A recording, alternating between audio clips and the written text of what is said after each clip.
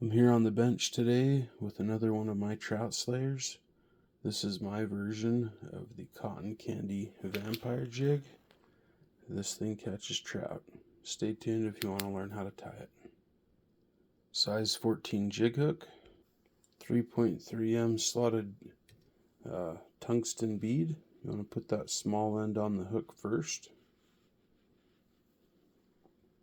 Once you get the bead in place, just put the hook back in and that should just pop right up there on that head.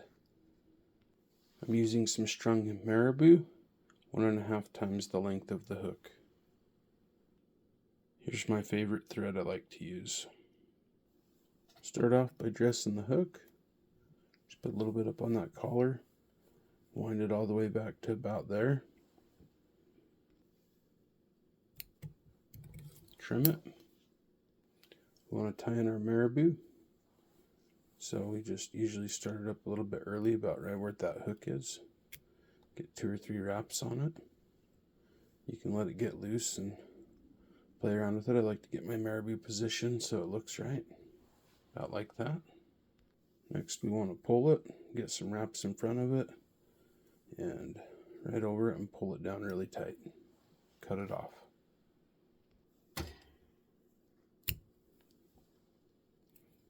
Now we're going to dress that in and throw a couple of whip finishes in this area. I just like that tail to be nice and tight on there. Sometimes thread, when it gets wet, it can loosen up a little and you can lose the tail early when the trout are tugging on it. This stuff is amazing, this KF369. I hope they never quit making it. But you can see it has that little blue pearlescent tan look to it. We're just going to pull out one strand. That's all you need.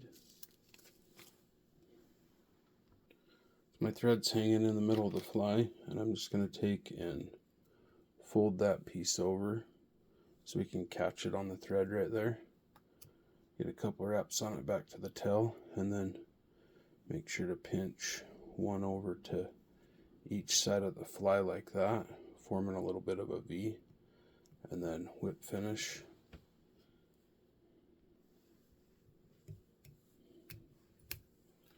Now that we got that tied down, you want to grab those and just trim them the same length of the tail, about an angle, and try to keep them both about the same length, and they should form a little V on the back of that jig.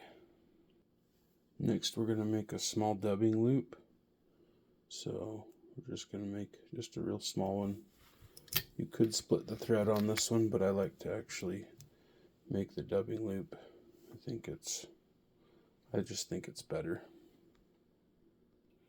Okay, now we're going to take our little dubbing loop twister, hook it in, and set it right over that thread right there. So it's just hooked on and hanging.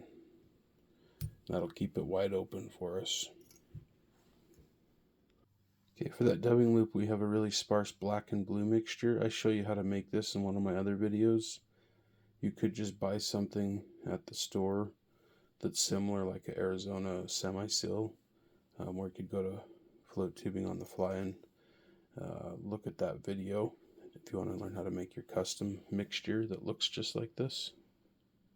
And this dubbing's even more special, so I mix it with this cotton candy. And let me show you what that looks like. So we've got our mixture here, and I'm just going to do that much cotton candy and just pull it apart until it's mixed evenly, and then we'll put that in the dubbing loop. Okay, we're going to throw that in the dubbing loop there, spin it up. It really doesn't take much of this stuff, but I like to rotate it. That's probably the one advantage you get with a rotary vise and spin and dubbing versus having to hand twist it. We'll just give it a little bit of a twist there. Let it twist up, and then the other thing we want to do is pull all that to one side, and if that vein doesn't look thin all the way up and down it, then you want to brush it.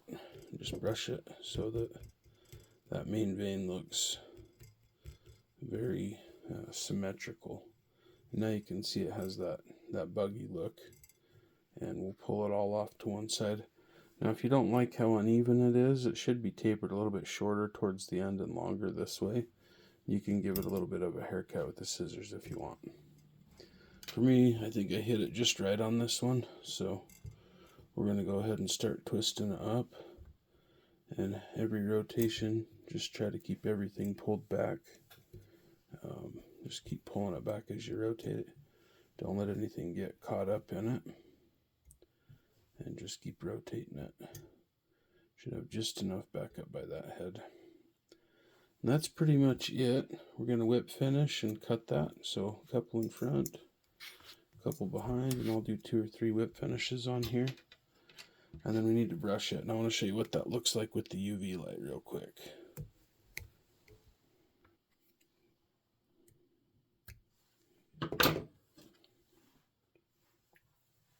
Let me throw a couple more whip finishers on there and then we'll throw the light. But you want to whip finish right up to that head and just feel it suck down back behind there. You'll feel it kind of pop down in there. Give that a cut. And then we'll give it a little bit of a haircut. I like to always cut at an angle a little away from the head. And then the other thing you want to do, if you don't like how yours came out, you can always kind of brush it. And this is where the UV light comes in. And it's important because if the red's not distributed well, you want to comb any fibers out or move them along that look weird.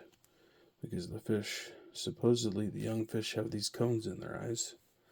As they get older, they can't see the colors as much. And I say supposedly, but I mean scientifically that's how it is. I just don't know what they see exactly. But I know that if any of these look kind of weird, they don't like it. But as long as it looks nice and buggy like that, and you'll decide what buggy looks like to you, that will help your catch success rate. Anyways, thanks for watching.